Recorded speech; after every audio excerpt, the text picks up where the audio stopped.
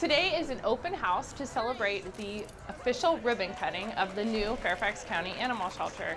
The reconstruction and renovation project is finally complete, and so the ribbon cutting will include a variety of events and programs happening all day. We have face painting, behind-the-scenes shelter tours, and hands-on interactions with small animals and reptiles. It's a great time to come out and see the new shelter and all the new features.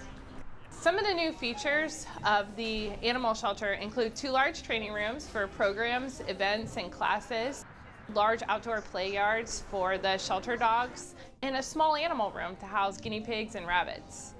You can come to the shelter anytime during open hours. We're open Tuesdays through Fridays from noon to 7 p.m. and Saturdays from 10 a.m. to 5 p.m.